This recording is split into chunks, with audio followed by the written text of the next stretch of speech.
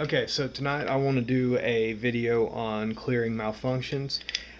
First off, there's three different malfunction types that you're going to run into most often, and there are fairly simple ways to clear all three types.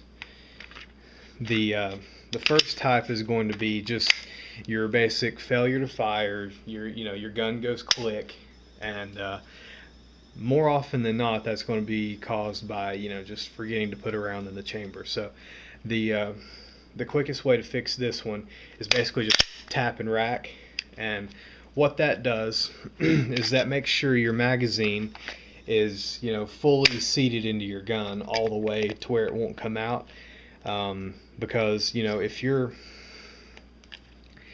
magazine isn't fully seated, then it's not going to feed ammo into the gun. So that could be one reason why it's going click. The next malfunction that you run into a lot is going to be the stovepipe. Now this one is slightly harder to clear, because you have to kind of make sure you're getting your support hand to do the right thing at the right time. Basically, when you get a stovepipe, it's going to look like this, and I mean they're really easy to spot from the shooting position. You don't really even have to alter your shooting stance. You can just see that there's a stovepipe sticking out of your gun. So at that point, what you do is you take your hand and put it over the ejection port, strip that out of there, and rack it all in one fluid motion. That gets rid of the old brass and chambers your new round, and then that basically gets you ready to go for to shoot again. The next malfunction is considerably harder than that to clear, because there are actually several steps involved in doing this correctly. It's a double feed malfunction, and typically you don't really see these in high quality guns like Glocks, Smith & Wesson, M&Ps, and guns like that, but they do happen. So it's good to know what to do when they do happen, because chances are you're going to be saying, oh crap, my gun's locked up.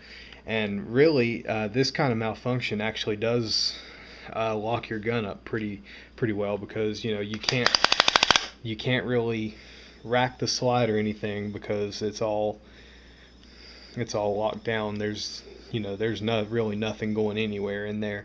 The magazine won't fall out because the 2 rounds of ammunition that are in there have formed a mechanical lock. So the quickest way to get rid of this malfunction is just to basically, you can see here that the slide is partially back, but it needs to be all the way back and locked in like it normally is, like say when you're out of ammo or something. So once you pull it back and lock it, then that allows your magazine to freely fall out, whereas obviously I couldn't pull it out before. So after you get the magazine out, it's always a good idea to try to retain it in your support hand while you're doing this. I mean, it's hard to do, but it is possible.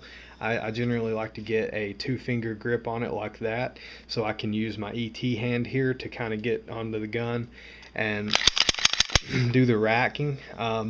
Most people recommend that you rack at least 3 times. It's just the standard accepted way of doing it. It makes sure that there's no other malfunctions in the gun. And so once you get your racks done, then at that point you can just reload that same magazine into your gun and proceed to fire again.